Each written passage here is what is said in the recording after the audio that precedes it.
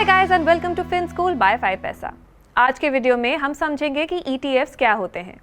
ETFs का full form होता है एक्सचेंज ट्रेडेड फंड्स।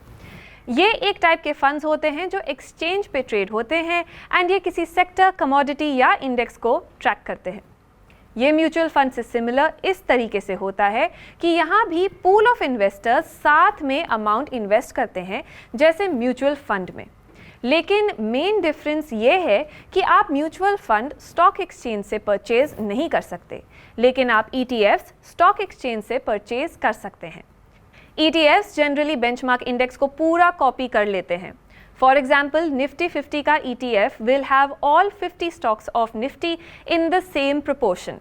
तो बेसिकली इंडेक्स एंड ETF एक दूसरे का रेप्लिका होते हैं। तो अब आप सोच रहे होंगे कि ये रेप्लिका तो इंडेक्स फंड में भी होता है। जो इंडेक्स म्यूचुअल फंड होते हैं वो भी बेंचमार्क इंडेक्स को रेप्लिकेट करते हैं। तो आखिर डिफरेंस क्या हुआ?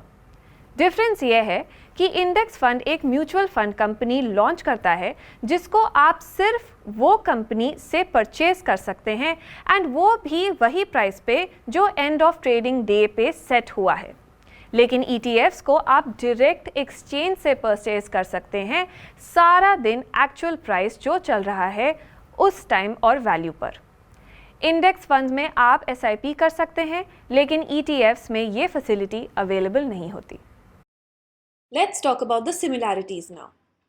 क्योंकि ये दोनों फंड्स सिर्फ इंडेक्स को कॉपी करते हैं, तो यहाँ फंड मैनेजर का ज़्यादा रोल नहीं होता। इसीलिए इसको पैसिव इन्वेस्टमेंट फंड्स बोलते हैं। यानी फंड मैनेजर एक्टिवली कुछ डिसाइड नहीं करता, वो बस इंडेक्स के चेंजेस को कॉपी करता है। इसीलिए इस फंड का एक्सपेंस रेशियो भी लो होता है, सिंस इसमें रेगुलर बाइंग एंड सेलिंग की ज़रूरत नहीं होती।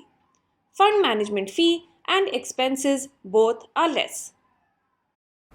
अब फ्रॉम ETF पर्सपेक्टिव, क्योंकि ETFs एक्सचेंज पे भी ट्रेड होते हैं, इनके वैल्यू डिटर्मिन होती है मार्केट डिमांड और सप्लाई से। यानी आपको एक और बात का ध्यान रखना पड़ेगा जब आप ETF में इन्वेस्ट करेंगे कि आप इसको बाय और सेल तब ही कर पाएंगे जब मार्केट में बायर या सेलर हो, क्योंकि ये एक्सचेंज पे ट्रेड हो रहे हैं।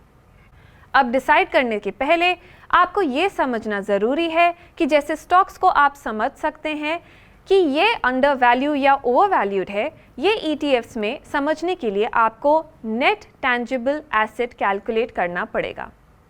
Net tangible asset is the actual value of all underlying assets for each unit of the ETF।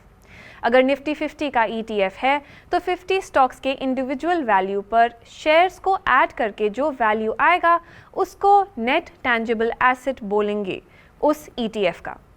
ये कैलकुलेशन आपको बता सकता है आपका ETF एक्चुअल वैल्यू, प्रीमियम या डिस्काउंट पे ट्रेड कर रहा है। आई नो कि अगला क्वेश्चन आपके मन में ये आया होगा कि ETF से रिटर्न कैसे बनेगा। तो अगर आप ETFs में इन्वेस्ट करते हैं तो 3 तरीके से आप रिटर्न्स बना सकते हैं। नंबर 1, डिविडेंड्स, अगर ETF ने डिविडेंड पेइंग स्टॉक्स में इन्वेस्ट करा है। नंबर 2, इंटरेस्ट, अगर ETFs ने उन बॉन्ड्स में इन्वेस्ट किया है जो रेगुलर इंटरेस्ट पे करें। Number 3, capital gains, if there is a profit that you made by selling an ETF for a higher price than you paid. ETFs generally investors को डिफरेंट एसेट क्लासेस में invest करने की opportunity देते हैं, जैसे कि बॉन्ड ETFs। ये ETFs different type के बॉन्ड्स को एक्सपोजर देते हैं। इन ETFs में बास्केट ऑफ बॉन्ड्स होंगे। करेंसी ETFs, ये इन्वेस्टर को करेंसी मार्केट का बेनिफिट देते हैं विदाउट बाइंग और सेलिंग अ स्पेसिफिक करेंसी। आप करेंसी ETFs में ट्रेड कर सकते हैं एंड करेंसी मूवमेंट्स का बेनिफिट ले सकते हैं। लिक्विड ETFs, ये liquid assets like short term bonds etcetera में इन्वेस्ट करने को हेल्प करते हैं। Gold ETFs, these assets allow investors to invest in gold bars and trade them on the exchange.